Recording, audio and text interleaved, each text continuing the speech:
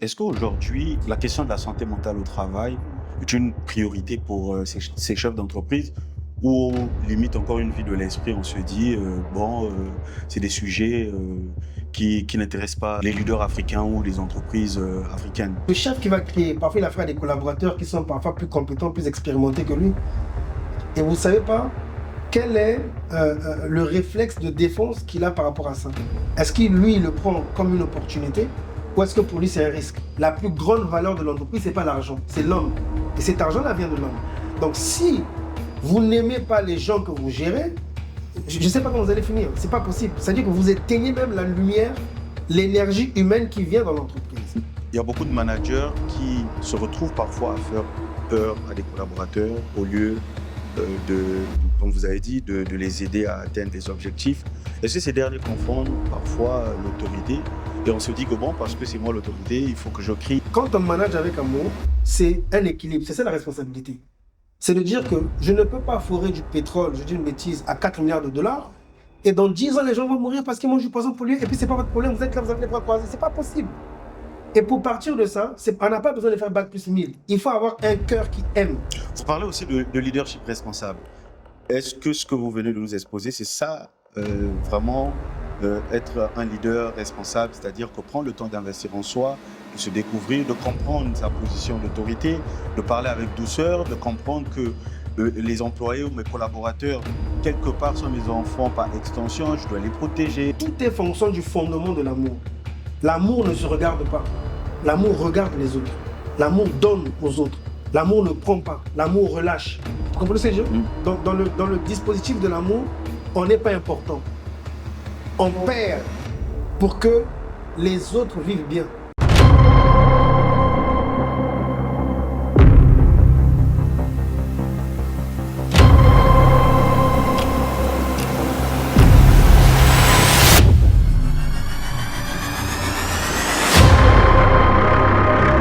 Hello chers tous, bienvenue dans ce nouveau numéro de Deep Conversation.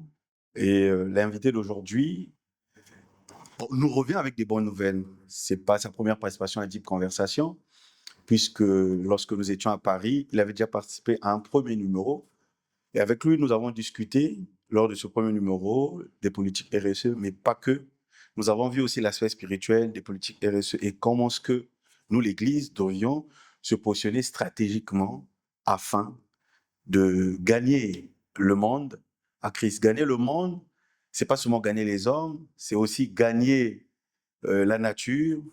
Et là, il proposait que nous développions des politiques pour vivre dans un environnement sain, pour manger sain et beaucoup d'autres choses. Si vous avez suivi le premier numéro, vous avez reconnu là Monsieur Régis Villa. Bonjour. Bonjour, mon très cher. Voilà, bienvenue encore à nouveau dans Deep Conversation. Merci de m'inviter. La dernière fois, c'était à Paris. Aujourd'hui, c'est à Brazzaville. Ouais. Qu'est-ce que ça fait de se retrouver à nouveau pour échanger autour de ces questions RSE? Merci déjà beaucoup de l'invitation que vous me faites. C'est toujours un plaisir pour moi d'être dans cette émission, partager profondément avec vous, comme le nom l'indique en anglais, Deep Conversation. Donc j'espère qu'on aura une deep conversation sur tous ces sujets qui touchent la RSE de façon particulière et le développement durable de façon générale. Ouais. Alors, entre la dernière émission et celle d'aujourd'hui, beaucoup de choses se sont passées. Déjà, est-ce que vous pouvez nous apporter des bonnes nouvelles? Alors oui, beaucoup de choses se sont passées dans le sens où, comme vous le savez, on a essayé de structurer un cabinet qui existe depuis maintenant 2 ans, où on fait donc de la stratégie RSE, ce qu'on appelle l'ESG aussi, c'est-à-dire la partie quantifiable et mesurable de la RSE. Donc on essaie de porter le sujet dans un pays où c'est assez particulier, dans le sens où le sujet n'est pas encore, on va dire, très mature au sein des entreprises, au sein des PME, mais il y a une vraie prise de conscience, c'est une demande qui devient de plus en plus importante, au-delà des grandes entreprises qui sont assez rodées sur le sujet. Et c'est donc là qu'on se fait un peu le devoir de faire beaucoup de pédagogie, de communiquer sur l'importance aujourd'hui pour les entreprises de faire de la RSE, Et je crois qu'on y reviendra. Il y a beaucoup de questions sur l'idée de savoir qu'est-ce que ça apporte concrètement à l'entreprise. Est-ce que ça permet à l'entreprise vraiment de gagner de l'argent? C'est plus un centre de coût qu'autre chose. Mais aujourd'hui, voilà, ça prend beaucoup dans le sens où les entreprises sont de plus en plus conscientes de la nécessité aujourd'hui de manager les entreprises avec responsabilité. Mais bien plus loin, c'est aussi l'occasion de dire que la RSE aussi se perçoit de plus en plus sur d'autres aspects, d'autres thématiques, en plus de l'environnement, en plus de l'écologie. Alors là, le cabinet continue dans son approche de pénétration du marché congolais. Vous vulgarisez aujourd'hui les politiques RSE. Est-ce que les entreprises tendent l'oreille, écoutent et, je ne vais pas dire acheter, mais plutôt appliquent les différentes politiques, méthodes que vous les proposez? Alors, ça c'est une bonne question. Il y a deux phases, je dirais. La phase où vous parlez de tendre l'oreille, justement, les entreprises, je pense, aujourd'hui, sont sensibles à ce discours. Ok. L'idée, c'est le principe de dire que la RSE est importante, elle est pertinente pour l'entreprise aujourd'hui. C'est un discours qui intègre de plus en plus l'entreprise, contrairement à il y a 5-10 années en arrière. Ça, c'est le premier volet. Une fois qu'on a dit ça, maintenant, après, il faut passer à l'acte, dans le sens où les entreprises doivent s'engager, parce que n'oubliez pas que la RSE, pour l'instant, c'est une démarche volontaire. On n'oblige pas une entreprise de faire la RSE. Ça reste volontaire, conformément aux référentiels qui la définissent.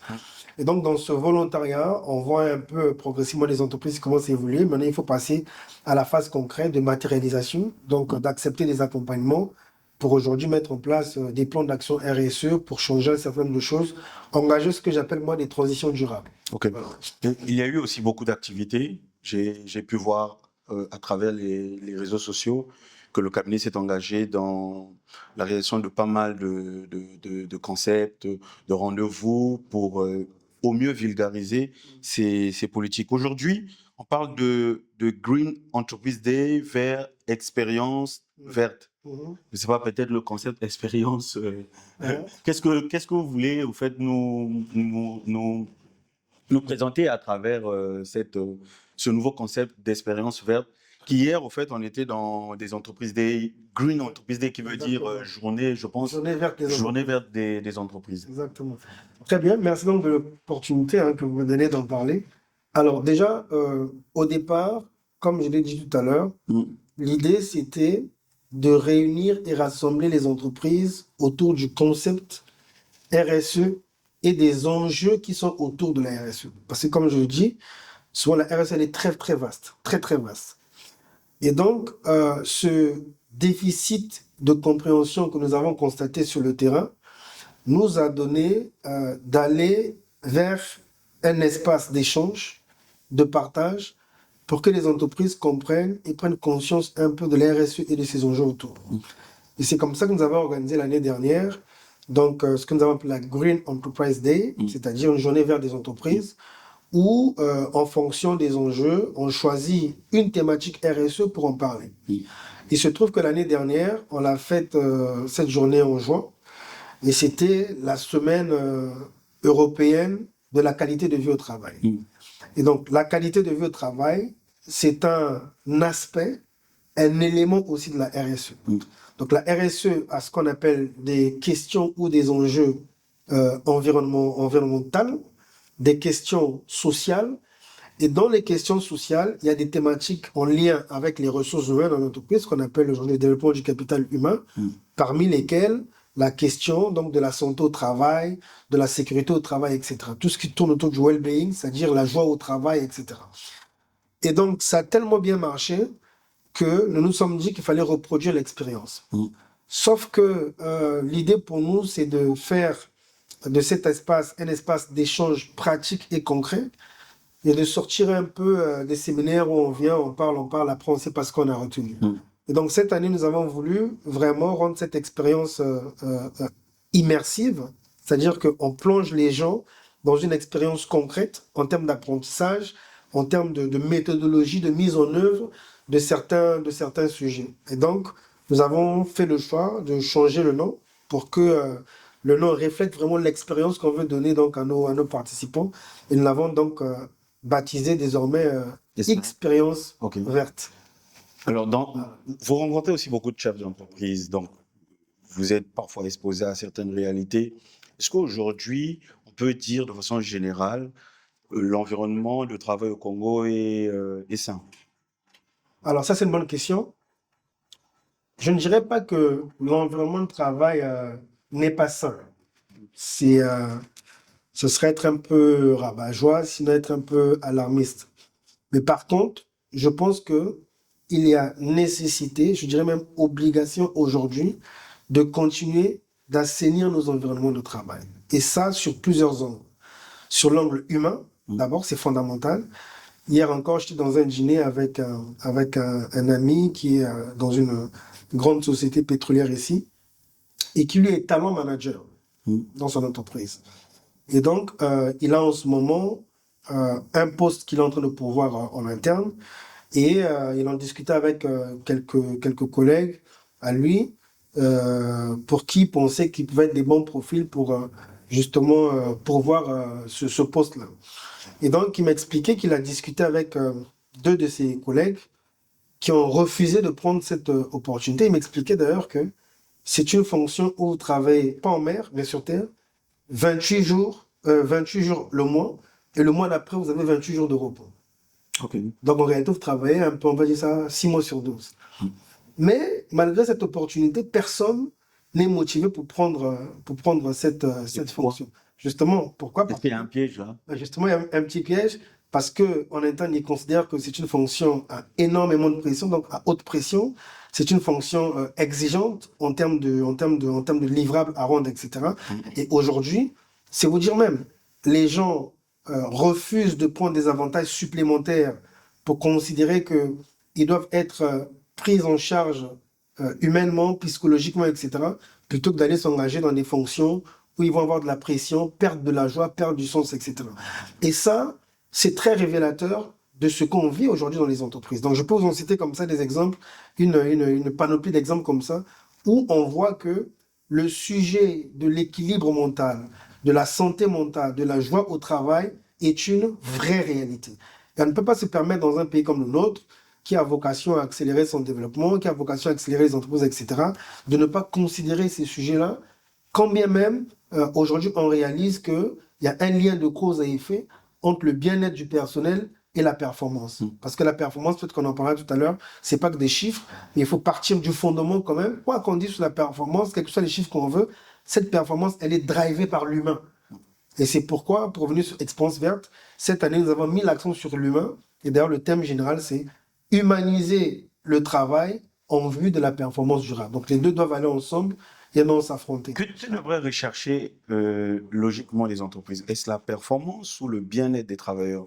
Parce que le piège, peut-être dans la réflexion de plusieurs dirigeants, managers, ils se disent que si on investit davantage sur les gens, ils peuvent quitter l'entreprise, ils peuvent devenir des concurrents. Donc très souvent, on les pousse plus à la performance qu'à regarder est-ce que l'environnement de travail est qualitatif ou est-ce que, pour toi, est-ce que nous devions investir davantage dans la performance que sur l'humain?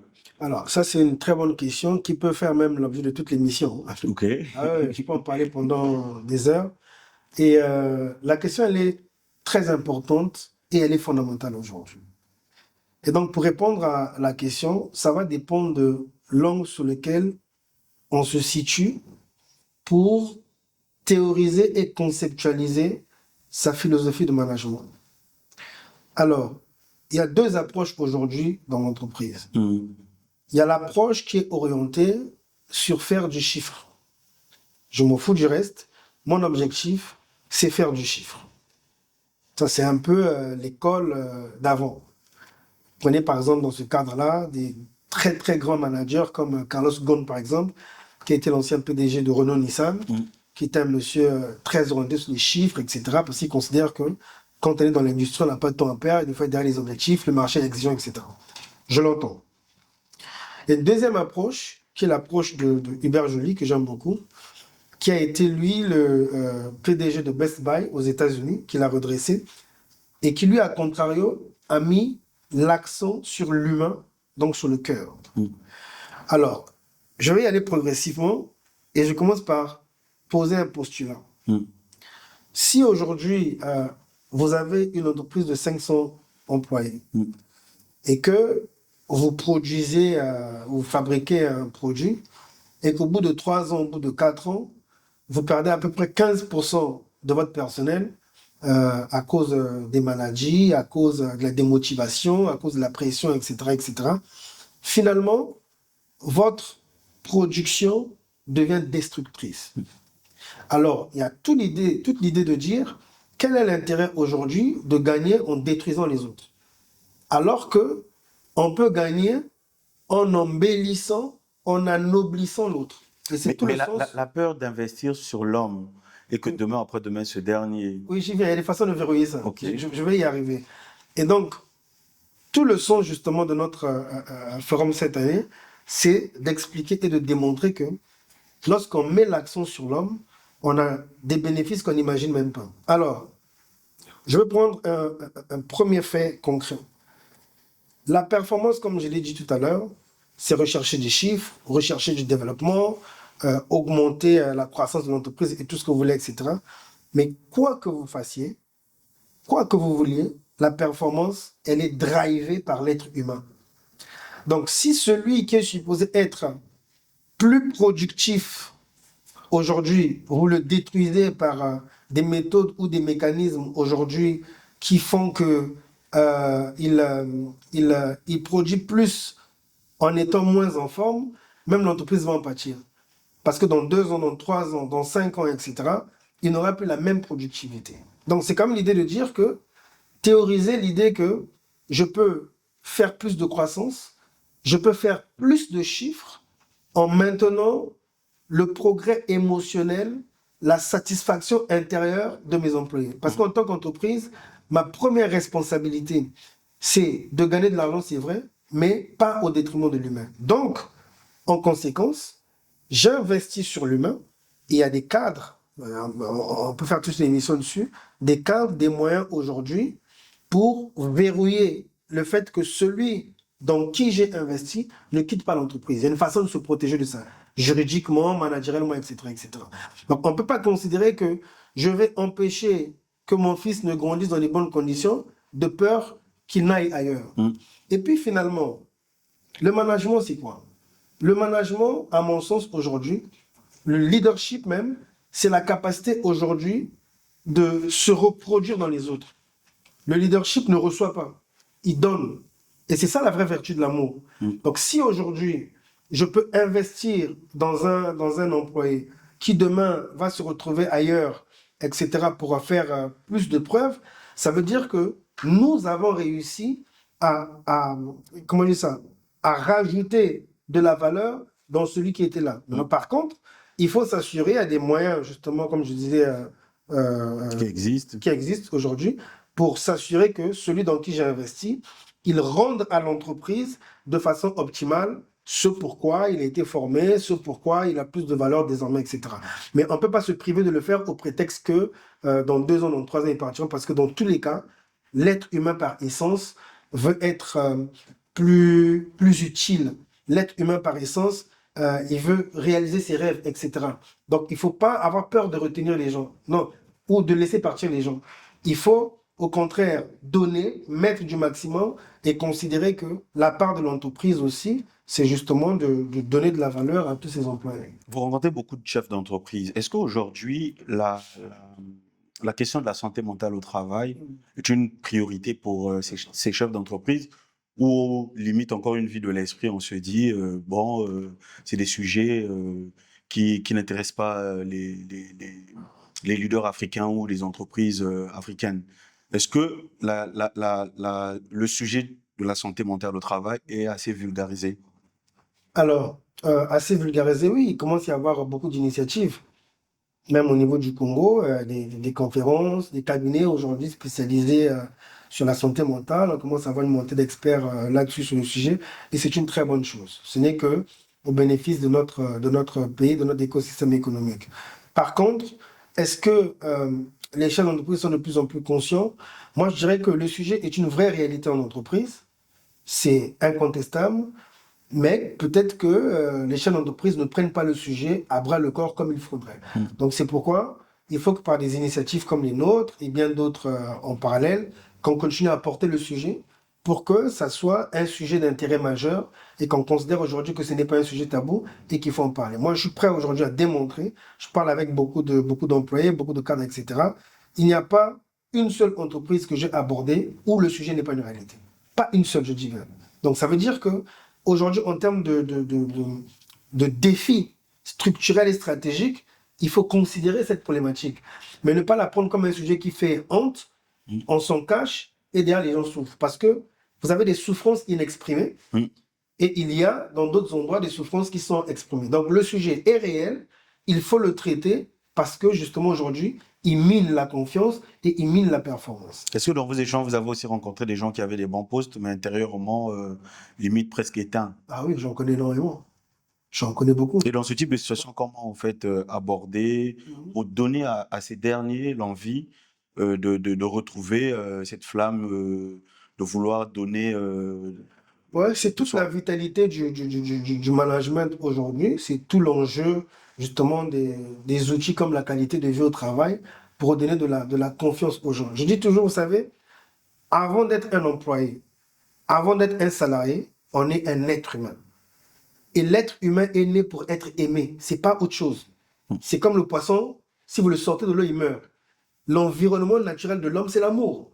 Donc, avant d'être un employé, on est un humain. Et si vous gérez cet humain au travail seulement comme un employé, il y aura un décalage. D'accord? C'est pourquoi on est passé d'ailleurs de la gestion du personnel à la gestion des ressources humaines. On considère que l'être humain est une ressource. Aujourd'hui, on parle du capital humain. Parce que la plus grande valeur de l'entreprise, ce n'est pas l'argent, c'est l'homme. Et cet argent-là vient de l'homme. Donc, si vous n'aimez pas les gens que vous gérez, je ne sais pas comment vous allez finir. Ce n'est pas possible. C'est-à-dire que vous éteignez même la lumière, l'énergie humaine qui vient dans l'entreprise. Ou, j'ai envie de dire, toute l'énergie qui s'allume dans quelque environnement que ce soit vient de l'homme. Prenez le plus bel immeuble du monde, d'accord? Vous lui privez de l'humanité, vous lui privez des humains, mais il ne servira à rien du tout. Comprenez? Un bel immeuble de 100 étages qui n'est jamais fréquenté par une seule personne, etc. Demain même, peut-être qu'il y aura des herbes et tout ce qui va avec. Ça veut dire que c'est la présence humaine qui amène la vie. Et donc, quand on prend conscience de ça, au-delà des indicateurs de performance, de gestion des ressources humaines, etc., il faut d'abord partir du postulat que l'être humain est fait pour être aimé. Et donc, les mots ayant leur sens, quand on dit que l'être humain est fait pour être aimé, il y a une façon de lui parler. Il y a une façon de le traiter. D'accord? Il y a une façon de le former, de le nourrir. Il y a deux façons d'apprendre à quelqu'un quelque chose. Soit vous l'engueulez, ou soit vous lui parlez avec amour pour lui demander de corriger. Ce n'est pas la même chose. Vous comprenez? Quelle est la meilleure stratégie dans ce type de cas? Pour moi, je considère que le leader, le manager, sa responsabilité première, c'est de faire grandir ses employés. Okay. Donc, une erreur n'est pas un problème. C'est jamais un problème de faire une erreur. C'est pas fatal. Au contraire, on apprend dans les erreurs. Mais il y a une façon de réprimander l'erreur. C'est ça que je vais expliquer. Ce que je veux dire, c'est que c'est différent de dire refais ce dossier comme ça, avec une parole d'énergie positive qui remet de la confiance, etc., plutôt que de rejeter un dossier sur un collaborateur, tu es incompétent, c'est pas comme ça qu'on fait, etc., etc., etc. Et tout ça, ça dénature l'homme, parce que l'homme n'est pas fait pour ça. Vous comprenez ce que je veux dire? Oui. Donc, nos mauvaises habitudes, entre guillemets, humaines, qu'on a de s'énerver, de tout, l'homme n'est pas fait pour ça. De recevoir un blâme, de crier sur lui, non, vous le décomposez. C'est comme une fleur qu'on n'arrose pas. Dès l'instant où, je ne dis pas qu'il ne faut pas recadrer, il y a une façon de recadrer. Et on recadre toujours avec amour. Pour nous qui sommes un peu croyants, quand on voit, on lit même la Bible, et je pense que dans d'autres supports spirituels, c'est pareil, on voit que Dieu même dans sa colère, quand il traite là, c'est-à-dire qu'il te reprend avec amour. Vous comprenez ce que je veux dire? Et c'est ça, c'est comme un enfant. Vous n'allez pas priver votre enfant de nourriture parce qu'il a eu des erreurs mathématiques. Limite, peut-être qu'il faut voir les différents collaborateurs. Un manager doit voir ses différents collaborateurs comme ses enfants, par Bien extension. sûr. Bien sûr. Et de la même façon que ce dernier donne de l'amour à la maison, bien sûr. C'est de la même façon aussi, il devrait donner l'amour à ses collaborateurs. C'est exactement ça. Et en faisant une telle pratique, Ce dernier amène ses collaborateurs à donner le meilleur d'eux et à rendre l'entreprise plus performante. Mais incontestablement. Moi, j'ai découvert que, et à mon sens, c'est très grave. Vous avez des gens aujourd'hui qui travaillent pour l'argent. Est-ce mauvais de travailler pour l'argent? Ouais, bon, ça c'est un autre sujet, mais pour moi, il ne faut pas travailler pour l'argent. Ok. D'accord? Parce que l'argent n'est qu'un moyen.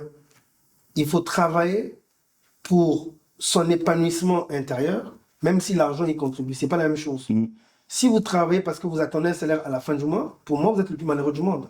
Mais si vous travaillez pour vous réaliser, et que quand vous vous réalisez, à côté de ça, il y a une récompense financière, il y a un accompagnement financier, c'est très bien.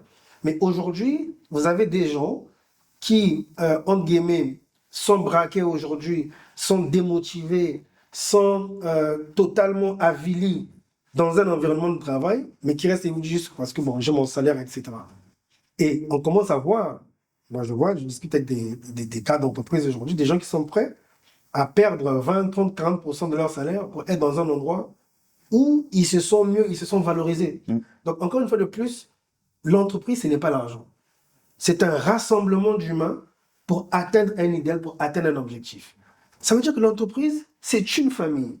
Et une famille se construit autour des valeurs d'amour. D'accord? Chacun dans sa fonction a une responsabilité. Est-ce que là, vous êtes en train de nous exposer les politiques RSE que vous, Oui, aussi. que le cabinet prône? Oui, bien sûr, du point de vue social, du point de vue humain. Et tout ça, c'est des paradigmes, ok, nouveaux qu'il faut adopter, qu'il faut engager aujourd'hui, etc., en faisant beaucoup de pédagogie, en faisant beaucoup de sensibilisation, pour considérer que la clé de voûte d'une organisation, c'est l'être humain, et l'être humain, il faut le traiter en tant qu'homme d'abord, avant de le traiter en tant que salarié. Et un homme aujourd'hui, comme je l'ai dit tout à l'heure, il a été fait pour évoluer dans un certain cadre, et c'est ce cadre-là qu'il faut garantir au travail, qu'on appelle aujourd'hui le cadre de vie au travail, la qualité de vie au travail, etc. Parce que, à un moment donné, il n'y a rien de plus invivable qu'un environnement où des gens ne s'entendent pas. Moi, je connais des entreprises où la plupart des directeurs ne s'entendent pas. J'étais en discussion avec un des directeurs d'une société. Lorsqu'ils ne s'entendent pas, est-ce que l'entreprise reste malgré tout performante? Non, mais ça paralyse. Okay. Je vous donne un exemple très simple. Directeur A ne parle pas au directeur B, et le dossier qu'on traite, à un moment donné, il faut l'avis du directeur B. Parfois, parce qu'ils ne s'entendent pas, il ne lui enverra pas le dossier, il va lui envoyer en retard, ils ne vont jamais s'asseoir pour coordonner, etc. Ça devient des conflits sur un sujet sur lequel les deux auraient pu faire converger leurs avis au service de l'intérêt général de l'entreprise. Mais aujourd'hui, à cause de ces conflits, etc., les gens se braquent entre eux, ils considèrent que mon avis à moi, c'est mon avis à moi, ils comptent contre celui de l'autre, etc. Et finalement, plutôt que de se battre, entre guillemets, avec les concurrents, on se bat entre nous en interne, on perd du temps, on perd de l'énergie, on gaspille de l'énergie. Je disais tout à l'heure que j'étais avec un DG d'une société de la place qui est venu redresser l'entreprise. Et quand il est arrivé, 9 de ces 14 directeurs ne se parlaient pas. Un tel ne parle pas un tel ne parle pas un tel, etc. Là, il le constate. Il le constate clairement. Et donc là, il faut d'abord remettre de l'énergie ensemble. Parce que est-ce qu'il a réussi dans sa mission? Il a réussi aujourd'hui, après 5-6 ans, aujourd'hui c'est beaucoup mieux. L'entreprise, c'est comme une équipe sportive. Nous qui aimons le football, là, on voit un peu les critiques qu'il y a sur Kylian Mbappé. Et entre autres, une des critiques, c'est qu'il est trop égocentrique, il joue trop seul. Parce que quand on dit équipe, le mot a son sens. Équipe, c'est pas toi seul, c'est nous tous ensemble. Et donc, nous tous ensemble, chacun dans son rôle. Et quand on valorise le rôle de chacun, si toi, tu es performant en tant que gardien, et que moi, je suis performant en tant que directeur financier, etc., au final, c'est toute l'entreprise qui est performante. Mais si tu n'es pas parfait ou performant en tant que gardien, la nuit, il y aura un voleur, et peut-être qu'on n'aura pas d'électricité. Si tu n'es pas performant en tant que balayeur, là, on aura une salle qui n'est pas propre. Là, on est dans un studio qui est très propre, des gens balayent avant nous. Comment se dire? Donc, c'est cet enchaînement, parfois sur des petits détails de tâches, de responsabilités, qui font qu'au final, on est un fil, on doit être ensemble pour aller vers un objectif. Et donc, c'est tout ça, cette philosophie managériale aujourd'hui, que la RSE aussi va prôner dans sa dimension sociale, parce que n'oubliez pas, je ne vais pas refaire l'historique un peu de la RSE, mais c'est comme ça un peu qu'elle est née la RSE. C'est-à-dire quand vous lisez un peu l'historique, ça part un peu de Tom Ford, Henry Ford, pardon, qui est le fondateur de l'industrie mobile, de la Mac Ford. et qui est parti du principe que pour lui, il fallait que le grand nombre ait accès à ces véhicules. Alors, qu'est-ce qu'il a fait dans un premier temps? Il a, contre l'avis de ses actionnaires, euh, ouvert une promotion pour donner accès à un plus grand nombre, et ses actionnaires lui ont porté plainte au prétexte que l'entreprise est faite pour gagner de l'argent. Il a perdu le procès, mais quand même la problématique est partie de là, jusqu'à donner lieu aujourd'hui à ce qu'on appelle la responsabilité sociale de l'entreprise, qui n'est pas que l'écologie ou le climat ou les sujets de biodiversité, mais aussi une grande dimension sociale qui intègre d'abord l'homme dans le développement du capital humain. Et dans la préparation de notre émission et des documents que vous m'avez fournis, il y a le mot régénération qui revient. Que veut dire ce mot concrètement? C'est quoi régénération et pourquoi ce mot est si important? Déjà, le thème global du forum, je l'appelais comme ça, c'est humaniser le travail en vue de la performance durable. 2 points, responsabilité, régénération et efficacité. Donc, responsabilité pour RSE, on en a parlé un peu. Régénération pour la partie qualité de vie au travail, pour redonner à l'homme son énergie. L'idée, c'est de dire qu'aujourd'hui, on constate dans les entreprises qu'il y a de la fatigue mentale, il y a de l'épuisement mental, il y a de la démotivation. On ne va pas caricaturer non plus, hein, ce n'est pas forcément général, mais ce sont des réalités comme vous l'avez demandé tout à l'heure. Donc, régénérer l'homme aujourd'hui, c'est lui redonner l'énergie dont il a besoin pour être performant, au travers de l'outil qu'on appelle la qualité de vie au travail. On redonne de l'énergie à l'homme, on lui refile un peu cette essence-là pour qu'il soit dynamique et énergique. Et à quoi ressemblerait une entreprise régénérée, selon vous? Alors, ça, c'est une très bonne question aussi. Une entreprise régénérée, déjà, je pense qu'il y a beaucoup de choses qu'il faut faire. Il faut partir d'un diagnostic déjà, pour voir quelles sont les problématiques qu'on a, ne serait-ce que du point de vue humain ou du point de vue de la qualité de vie au travail, d'évaluer la joie des travailleurs. C'est très important, c'est un paramètre important. Aujourd'hui, dans certaines entreprises, on parle de happiness officer, c'est-à-dire que des responsables de la joie au travail. Et une fois qu'on a identifié ça, mettre en place des mesures concrètes et pratiques pour redonner de la joie aux gens, pour redonner de l'espoir aux gens, pour redonner de l'espérance aux gens, pour redonner de la motivation aux gens. Et la régénération revient de tout ça. D'accord? Vous savez, les entreprises aujourd'hui, comme je l'ai dit, qui font des millions de dollars, des milliards de dollars, etc. Mais où vous avez la majorité des personnes qui sont totalement démotivées. Voilà. Ok.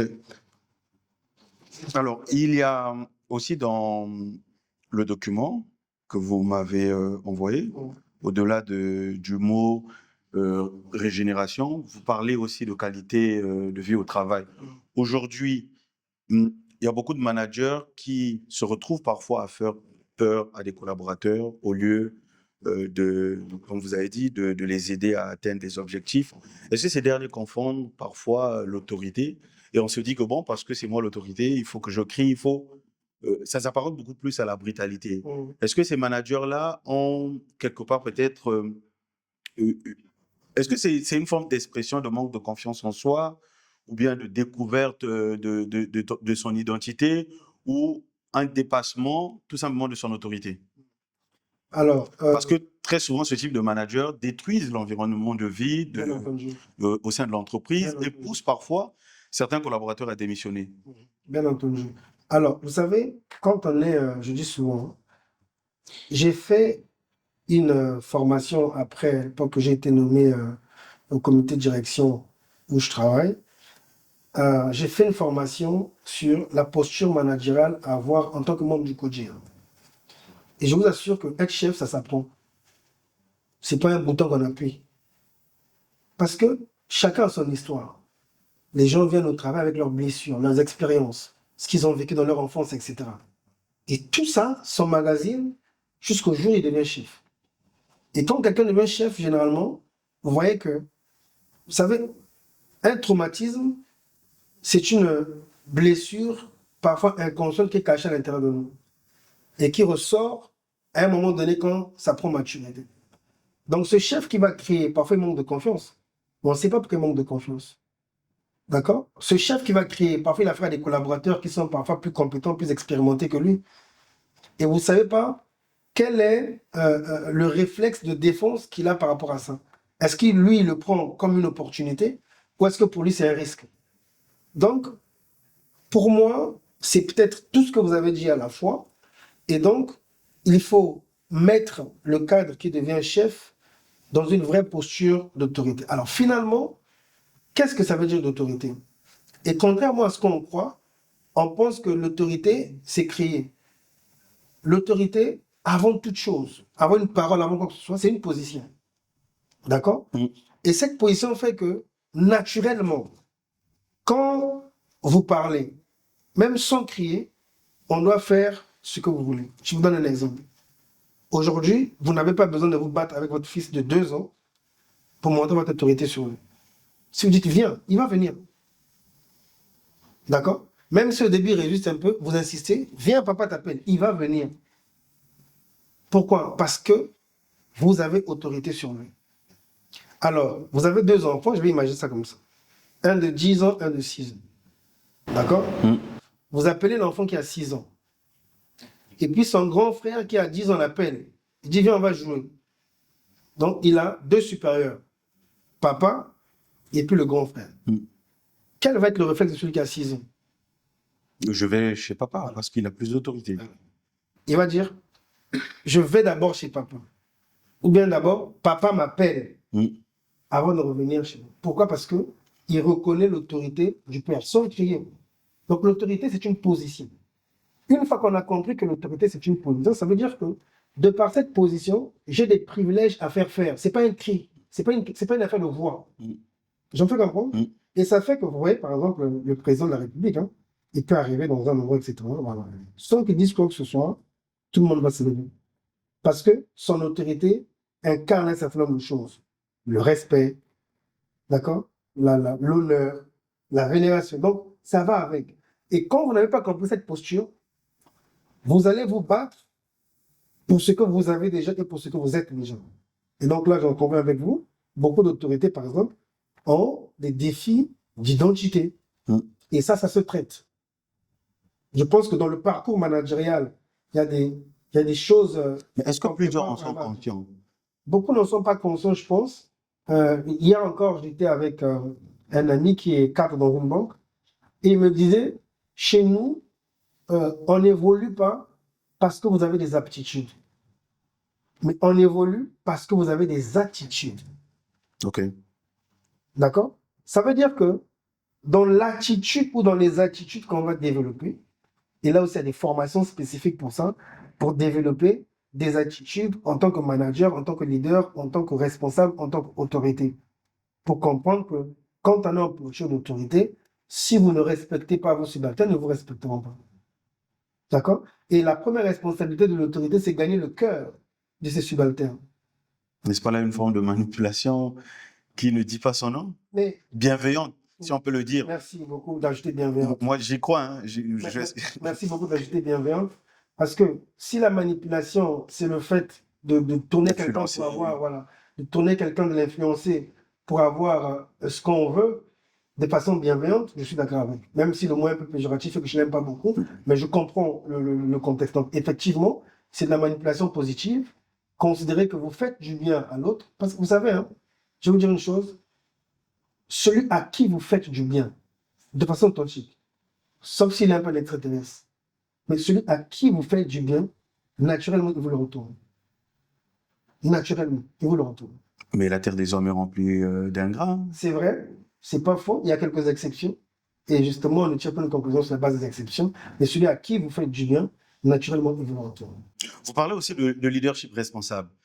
Est-ce que ce que vous venez de nous exposer, c'est ça vraiment être un leader responsable, c'est-à-dire que prendre le temps d'investir en soi, de se découvrir, de comprendre sa position d'autorité, de parler avec douceur, de comprendre que les employés ou mes collaborateurs, quelque part, sont mes enfants par extension, je dois les protéger, je dois les choyer pour les amener à mieux travailler, à être performants, mais pas en les incitant à, à se détruire eux-mêmes, mais plutôt à dire, écoute, ça, tu peux le faire, mais si tu te sens pas bien, tu rentres, tu reviens le faire demain. C'est ça le leadership responsable?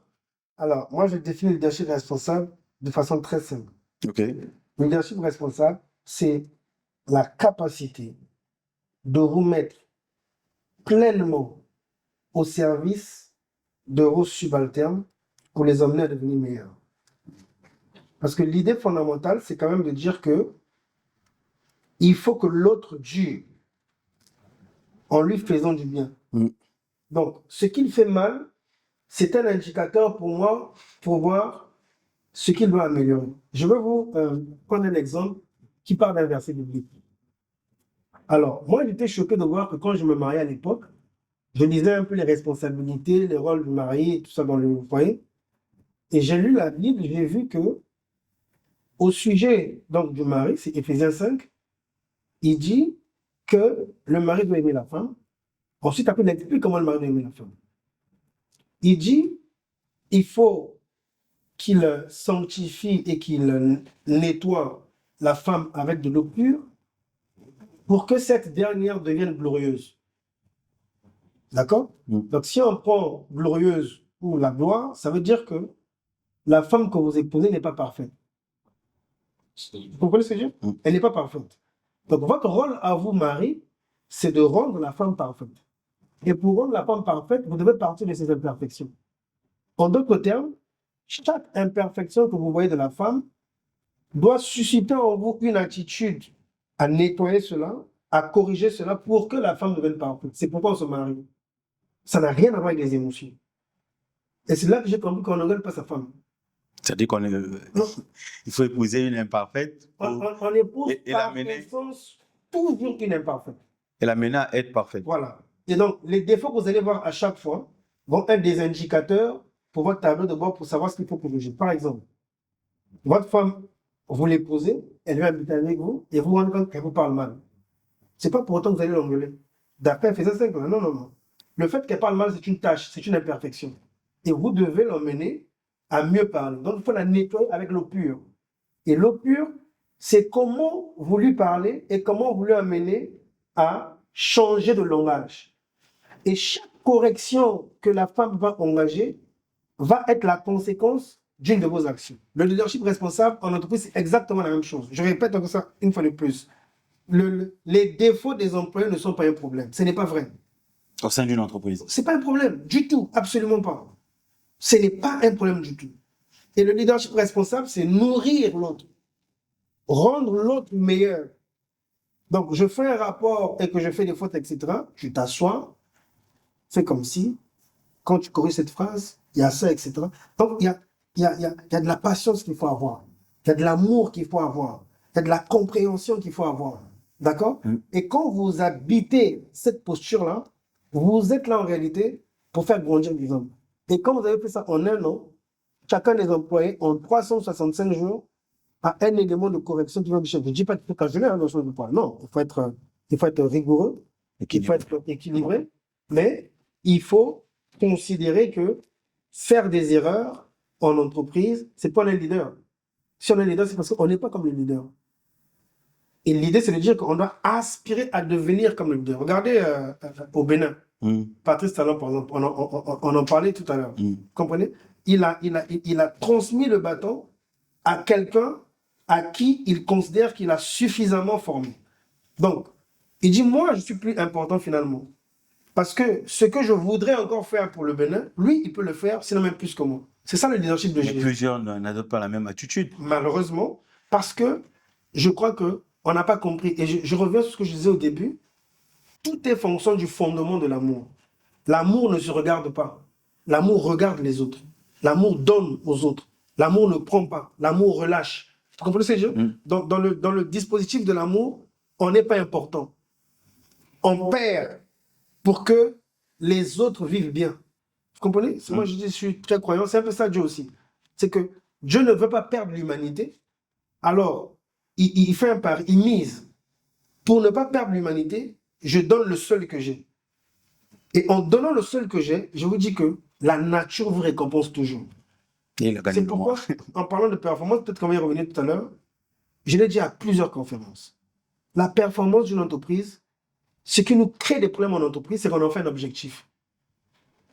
La performance ne peut pas et ne doit pas être un objectif. D'où le concept de performance durable. Justement. C'est quoi juste la performance durable? C'est l'idée de faire durer, mais de faire durer proprement.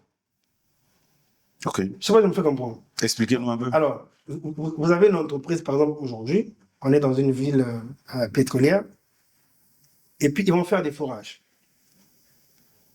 Et on dit, ça fait 70 ans ils existent. Mais on se rend compte qu'aujourd'hui, ils vont forer dans les océans ou dans la mer, où aujourd'hui, il y a une rareté d'un type de poisson à cause des conséquences de leur forage. Vous comprenez? Ça veut dire que au bout d'un temps, cette production pétrolière devient un danger pour la nature. Ça, c'est pas la performance durable. La performance durable, c'est de dire que puisqu'on a trouvé un environnement sain, à cause de votre production, entre guillemets, pétrolière, on ne peut plus manger du bon poisson, la performance durable va faire l'inverse. Elle va forer du pétrole, mais s'assurer que toutes les fois que je fore, les poissons ne sont pas impactés. Pour que l'être humain continue à manger du bon poisson. Là, je vais caricature. Est-ce que les entreprises aujourd'hui ont ce regard différent sur la façon de faire? C'est pourquoi je dis que... On est beaucoup plus confronté à des gens, l'intérêt économique est plus important que... Merci pour le mot intérêt. C'est pourquoi je dis que quand vous managez avec amour, vous ne pouvez pas raisonner intérêt, je ne sais pas quoi. Non. Quand on manage avec amour, c'est un équilibre. C'est ça la responsabilité. C'est de dire que je ne peux pas forer du pétrole, je dis une bêtise, à 4 milliards de dollars, et dans 10 ans, les gens vont mourir parce qu'ils mangent du poisson pollué, et puis c'est pas votre problème, vous êtes là, vous avez les bras croisés. C'est pas possible. Et pour partir de ça, on n'a pas besoin de faire bac plus 1000. Il faut avoir un cœur qui aime. Quand vous avez un cœur qui aime, je ne vais pas aller, moi, positionner au large d'un génome, moi, des barrages qui vont... Aujourd'hui, on parle de biodiversité énormément. Je suis dans la RSE, je fais que ça. On parle de biodiversité parce que le climat se dégrade, les mers se dégradent, les poissons se dégradent à cause de l'activité humaine. Et tout ça, pourquoi? Parce que ce n'est pas que Congo, hein, c'est mondial ce que je vous dis. Parce que ce qu'on nous a expliqué être le progrès est un progrès qui est mal bâti. Parce que le progrès ne doit pas être destructeur. Finalement, regardez tout ce qu'on mange aujourd'hui. Tout le monde va vous dire que tout ce qu'on mange n'est pas bon. Il y a quand même un problème. Vous comprenez ce que je veux dire? Il y a quand même un problème. Pourquoi les politiques... Trop de viande, c'est pas bon. Finalement, trop de poisson, c'est pas bon. À la limite, on sait plus qu'est-ce qu'il faut manger. Pourquoi, peut-être votre cabinet pourra le faire, pourquoi ne pas organiser les assises de prise de conscience, inciter les gens à comprendre que, écoutez, là où on va, sous peu, on sera peut-être face à une situation plus catastrophique que la situation actuelle. Bon, alors, il y a déjà beaucoup de Est-ce qu'il y a des séminaires qui sont faits au niveau du pays? Au niveau mondial, il y en a beaucoup qui se font. L'idée aussi pour nous, c'est justement d'emmener un peu dans cette sensibilisation à travers les forums qu'on organise, cette prise de conscience aussi, qui va permettre aux entreprises de comprendre qu'en réalité, qu'il faut diriger avec amour.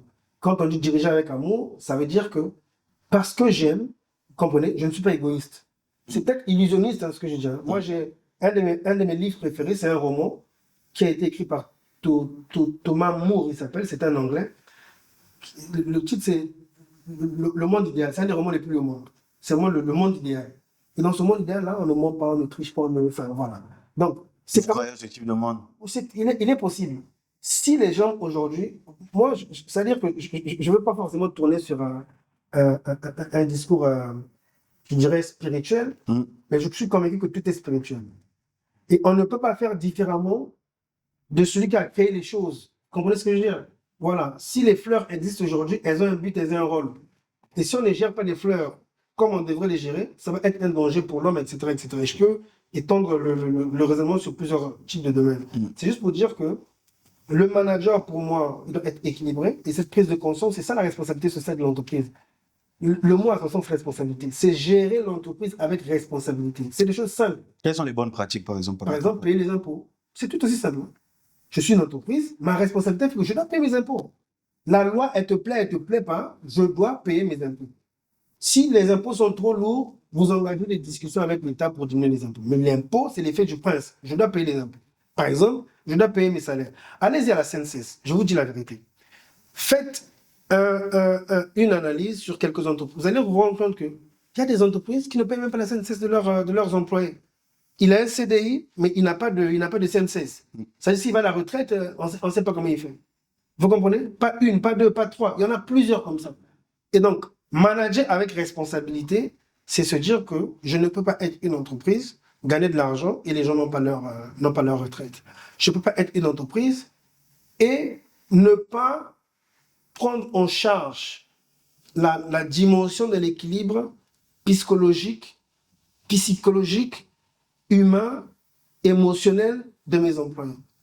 Parce qu'avant qu'ils soient employés, il arrive au boulot à 8 heures, entre 6 heures et 8 heures, il est mari, elle est femme, elle est épouse, elle est enfant, etc.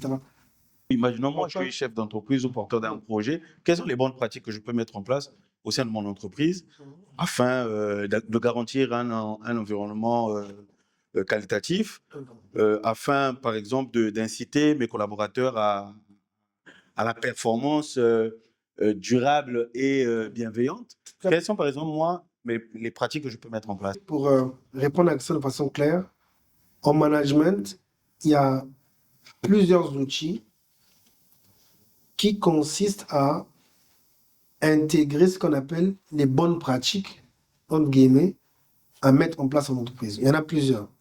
Et ces outils, généralement, on les appelle des référentiels, pour ne pas être trop technique. C'est-à-dire que on va avoir des normes, on va avoir des chartes, des procédures, parfois qui appartiennent à des organisations internationales, pour encadrer, entre guillemets, ces bonnes pratiques. Ces bonnes pratiques, elles sont organisationnelles, elles sont financières, elles sont aussi en termes de gestion du capital humain, en termes de qualité de vie au travail, etc. Il y en a plusieurs. Un exemple concret, je veux mettre en place des bonnes pratiques en entreprise pour bien gérer l'entreprise. D'accord? Pour bien gérer l'entreprise, il faut aller, on va dire, des procédures. D'accord? Donc, il y a un référentiel international qu'on appelle ISO 9001 qui va nous permettre de mettre en place des bonnes pratiques organisationnelles. Comment je procède pour délivrer un produit à un client pour qu'il soit satisfait. Et tout ça, c'est organisé autour d'un référentiel qu'on va appeler ISO 9001. Donc, il va y avoir des ISO pour la partie organisation, il va y avoir des ISO pour la partie santé au travail, il va y avoir des ISO pour la partie, par exemple, lutte contre la corruption en entreprise, etc., etc. Donc, en fonction de ce qu'on veut faire et de là où on se positionne, il y a les bonnes pratiques qu'il faut avoir en entreprise, mais ces bonnes pratiques, on ne les invente pas. Et lorsqu'on est certifié ISO, est-ce que c'est sur l'ensemble des 3 catégories que vous venez de citer, ou bien, prenons le cas de ces entreprises certifiées au Congo, on a la Micodec, la PCE, je pense aussi Congo Télécom. Est-ce que c'est de façon générale cette certification ou bien en touchant l'ensemble des aspects que vous avez cités? Alors, déjà, les certifications, il y en a plusieurs, hein. Il y en a vraiment une ribambelle. OK. Mais de façon générale, une des premières certifications ISO, en tout cas, que les entreprises vont porter, c'est ce qu'on appelle la ISO 9001. Et ISO 9001 fait ce dont je parlais tout à l'heure. C'est un référentiel, en tout cas, qui encadre l'organisation et la gouvernance de l'entreprise. On va dire ça comme ça. Voilà. Et qui fait partie des référentiels attachés aux politiques RSE? Non, pas du tout. Alors, pour la RSE, il y a un référentiel qu'on appelle ISO 26000. Donc, qui est plus élaboré que l'ISO? Oui, enfin, qui est plus élaboré que ISO 9001, mais on va plutôt dire qui sont des ISO qui ne sont pas dans le même domaine. On va dire ça comme ça. D'accord? Donc, dans chaque domaine de compétences, il y a une ISO spécifique. Par exemple, la santé au travail, pour les conditions de travail en milieu professionnel, il y a un ISO qu'on appelle ISO 45001. Et chaque ISO a ce qu'on appelle une structure. D'accord? Maintenant, pour faire la RSE a son ISO spécial. Pourquoi c'est moins populaire? Pardon? Pourquoi Alors, c'est pas que c'est moins populaire, mais c'est un référentiel aujourd'hui, d'abord, qui n'est pas certifiable, ISO 26000, mais il donne ce qu'on appelle des lignes directrices. C'est-à-dire qu'il va encadrer la doctrine de la RSE. Et maintenant, nous, les experts, les entreprises qui voulons mettre en place la RSE, on va se servir de ce ISO 26000-là et suivre les lignes directrices. Donc, nous, on n'a rien à inventer. C'est pas à nous de dire, par exemple, que ISO 26000, ou bien que la RSE va s'occuper, je dis une bêtise à l'absurde, de planter les tomates, par exemple. Non, c'est pas à nous de décider. Donc, ce référentiel-là a réuni plusieurs experts, plus de 500 experts de plus de 190 pays au monde. Ils se sont assis, rassemblés, ils ont réfléchi pendant plusieurs semaines Et ils ont décidé que pour ce qui concerne la responsabilité sociale des entreprises, on va mettre en place un cadre qui va donner les grandes lignes directrices donc de ce qui concerne la responsabilité sociale des entreprises. Et donc, ils l'ont structuré dans ce que j'appelle moi du 2 facettes. Donc, il y a, pour ne pas être technique, hein, donc il y a 7 questions centrales. Les questions centrales, c'est en gros les enjeux. Quels sont les enjeux qui sont concernés par la RSE? Donc, ISO 26000 nous répond pour dire qu'il y a 7 enjeux ou 7 questions centrales. Donc, parmi les enjeux, il y a l'environnement, mais il n'y a pas que l'environnement. Et quand on fait la logique, même l'environnement, c'est même le 3e. Donc, il y en a 7. Donc, il y a la gouvernance, il y a les questions des droits humains, il y a l'environnement, il y a la question des consommateurs, il y a les communautés à l'extérieur, il y a etc., etc. Donc, il y a 7 enjeux ou 7 questions centrales. Dans chaque question centrale, il y a ce qu'on appelle des domaines d'action. Et pour l'ensemble de cette question centrale, il y a 36 domaines d'action. Par exemple, une question centrale, ça va être le capital humain. D'accord? Donc, tout ce qui va concerner les conditions de travail, etc., etc. Et dans cette question centrale, il va avoir un domaine d'action qu'on va appeler la qualité de vie au travail. Donc, ce dont on parle pour faire le forum, par exemple, c'est un domaine d'action de la question centrale développement des ressources humaines qui, elle, est un enjeu principal, fondamental de la RSE. C'est très vaste. Hein? Et c'est très, très vaste la RSE, justement. Donc, dans la RSE, il y a plusieurs métiers. Et chaque domaine d'action, c'est au minimum un métier. Au minimum. Donc, c'est pourquoi, par exemple, si on va plus loin, moi, je suis de ceux qui défendent, en fonction de la maturité de l'entreprise, hein, je suis de ceux qui défendent que l'idée qu'on n'a pas besoin d'un directeur RSE en entreprise. Parce que la RSE, c'est pas comme la comptabilité pour dire je suis comptable, je fais la comptabilité pour enregistrer les factures. La RSE, c'est pas comme ça. La RSE, je dis souvent que elle est intégrante, c'est-à-dire qu'elle intègre les fonctions de l'entreprise. Celui qui gère les achats, il va avoir une partie RSE dans les achats. Pour chuter par rapport à l'émission, on a. Est-ce que déjà vous pouvez rappeler les dates de l'événement? Alors, l'événement se déroulera les 18 et 19 juin à Brazzaville, donc à l'hôtel Grand Lancaster, Brazzaville, de 9h à 17h30. Et qu'est-ce qu'on aura concrètement, à quoi devons-nous s'attendre en termes d'expérience, en termes d'ailleurs c'est aussi expérience verte, en termes de contenu lié à ces 2 jours de formation? Alors, très bien. Donc, comme je disais au début, nous avons voulu cette fois-ci avoir une édition très expérientielle. Donc, on aura 2 jours. Une journée à proprement dit RSE de façon générale un peu, et une journée qualité de vie au travail. Donc, sur la première journée RSE, on aura des ateliers. Donc, on va former les gens un peu sur comment on implémente une démarche RSE, c'est quoi la RSE, comment ça s'implémente en entreprise, on commence où, on s'arrête où. Et l'idée, c'est de mettre les gens en situation et leur donner des outils concrets de sorte qu'à la fin du forum, qu'ils soient capables de commencer à initier quelques petites initiatives. Donc, on aura des ateliers très concrets, on aura des masterclass aussi, pour revenir un peu sur l'expérience de certaines entreprises. On aura des entreprises qui vont témoigner, donc on aura des témoignages RSE. Tout ça, ça fait partie un peu de la pédagogie pour montrer un peu comment ça se passe et qu'est-ce qu'on doit comprendre. Et pour faire un lien avec ce que je disais tout à l'heure, on a fait le choix de mettre l'accent cette fois-ci sur l'humain. Donc, ça va être une expérience très orientée ressources humaines aussi, et avec un peu de QHSE. La deuxième journée, par contre, c'est la journée à proprement dit sur la qualité de vie et des conditions de travail, donc ce qu'on appelle la QVCT. Donc, le thème de la deuxième journée, ça va être sur la santé mentale au travail. Donc, quels sont les impacts de la santé mentale en vue de garantir la performance? Parce que, comme on le disait au début, on est bien d'accord pour dire que si un employé n'est pas équilibré émotionnellement ou mentalement, c'est clair que ça va être difficile pour lui d'être productif et d'être performant. Donc, on va parler du sujet de la santé mentale. Là aussi, on aura des témoignages sur la question du burn-out en entreprise. Et à la fin, on aura une pièce de théâtre, un peu sur le burn-out. Et ensuite, on va signer une charte pour montrer un peu de façon concrète et pratique quelles sont les mesures à prendre un peu en termes de santé mentale au travail, en termes de qualité de vie au travail, en termes de joie au travail, etc. On va, juste une parenthèse, faire aussi un petit moment d'arrêt, un vrai focus sur tout ce qui concerne l'alimentation, par exemple.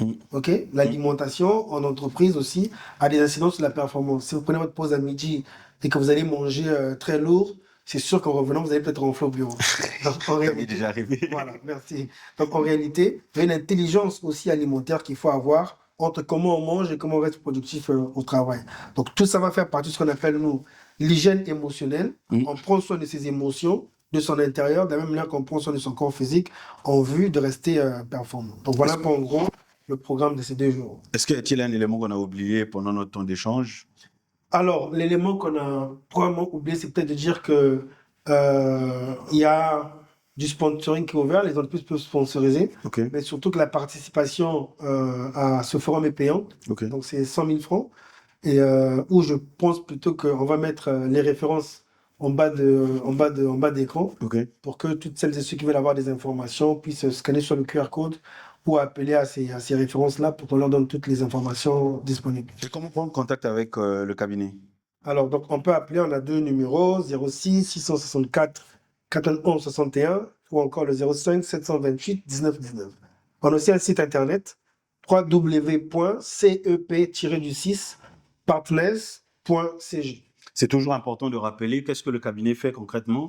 Alors, le cabinet est spécialisé dans la stratégie RSE, donc élaboration de stratégie RSE, mise en place et accompagnement de démarches RSE. On fait aussi de l'ESG, c'est-à-dire qu'une fois qu'on a mis en place la partie engagement RSE, on mesure de façon concrète aujourd'hui l'impact un peu des plans d'action RSE en termes environnementaux, en termes sociaux, en termes de gouvernance. Puisque c'est pour vous une mission très salutaire, une façon pour vous de reprendre le parfum de bonne odeur de Christ, dont vous êtes aussi un fervent serviteur, et c'est coûteux de faire appel à vos services. C'est relatif, mais en général, c'est Ça pas dépend, parce que tout ce qui est vital, Coûte. non seulement coûte, mais vaut le prix, Ok, parce que c'est vital. ok. Je vous donne un exemple. Si quelqu'un a une solution pour le cancer et ça coûte 180 millions, certainement qu'il y aura des gens qui seront capables de payer les 180 millions pour avoir accès aux soins du cancer. Nous, on n'est pas dans cet ordre de grandeur-là. C'est juste pour dire qu'on est très accessible. On Mais est de pour ceux qui formules n'ont très- pas la capacité Mm. de payer, par exemple les 180 millions, est-ce que parfois il peut arriver que vous faites Qui est des formules. moments pro bono, si on peut le dire comme ça, hein, Déjà, je ne dis pas que nos services coûtent 180 millions, c'était un exemple par rapport au cancer, mais c'est juste pour dire que non, très honnêtement, on est très flexible à l'écoute de tout le monde. voilà, sur les prix et qu'on en a pour toutes les catégories d'entreprises qui veulent se faire accompagner.